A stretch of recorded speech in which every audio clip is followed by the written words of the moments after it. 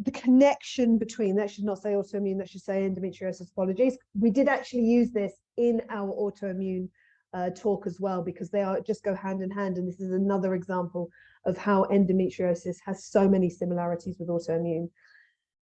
But this is the connection between leaky gut and endometriosis. When there is a damaged gut, and that often comes from medications, it can come from the pill, it can come from an imbalanced diet, it can come from food intolerances, it can come from the wrong food choices, and the gut gets damaged. There is an inability to absorb nutrients, and endotoxins enter into the bloodstream via the gut barrier. These endotoxins can get dumped in the pelvic area. In the case of endometriosis, they can get dumped in the pelvic area. It always fascinates me why the body chooses what it chooses to dump endotoxins, because you can also get a dumping in the thyroid, you can get the dumping in the bowel, you can get dumping in different joints. I mean, different conditions can be, this can be at the core of many, many different conditions. And they've not worked that out yet, have they? Like, there is no, they don't know yet. I mean, I am super interested. It can get dumped in the skin. I am super interested in why it is. I think the body is incredibly clever, and one of the reasons I believe it is dumped in the pelvic area is because it's away from the vital organs such as the heart and the lungs and all of the stuff that keeps us alive. So it is this, the body goes, wow, I've got all this toxic something, I need to store it somewhere. Where am I going to store it? Where is there fatty tissue? And that's where it goes. Once there is endotoxins stored in an area, then the immune system goes on high alert.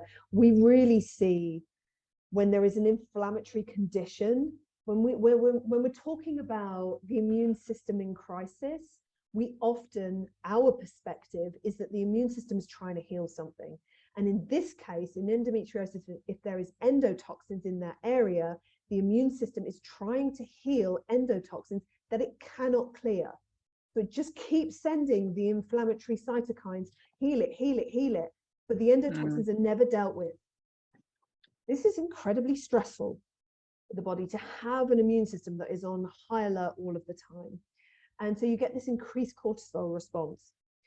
When you've got an increased cortisol response, then you're in the pregnenolone steal, and you get a decreased progesterone production and an imbalanced estrogen dominance, which then feeds the endometriosis and makes the problem worse. When you've got decreased progesterone, when you've got increased cortisol, when you've got an immune system that's on high alert, when you've got endotoxins in the system, when you're not able to absorb your nutrients, you get a decreased digestive function, which then further causes gut damage and leaky gut, and around we go. I think this is super interesting because when we're looking at endometriosis and the way that the traditional view is we've got to be treating the pelvis, we've got to be treating the pelvis. No, the pelvis here is the victim. What we need to be addressing is the gut damage. And if nothing else, even if this isn't the magic pill, it's a really great place to start when it comes to management, because it just is giving, it's like if people have had a poor diet, they've got gut disturbance, I just sort of see that even, you know, we can't promise anything. I would love people to promise me stuff on my journey. I'd love that. I'd love to know that everything's gonna be all right now. I don't know. But what I do know is I've given my body the best opportunity to be able to get through any of the next sort of crisis. So that's what we would be really aiming for, is that we're really working on all of this stuff with somebody, that they do have to have the surgery or they have had to have major treatment, that we've actually given them better foundations than maybe when they came in to see us.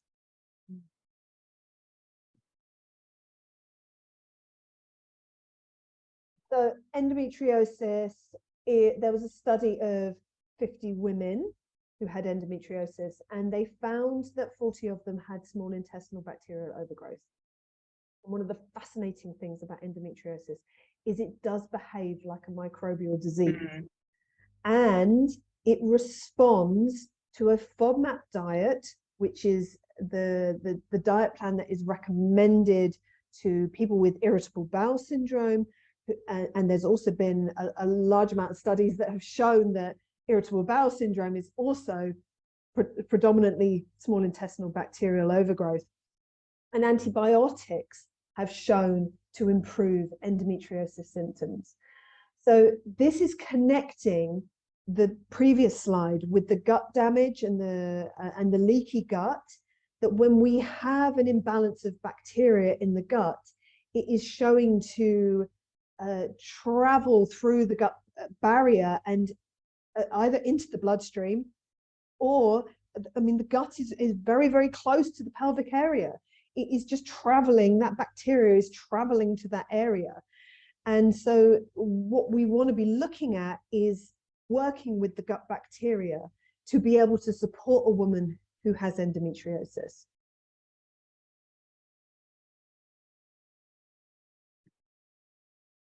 Okay.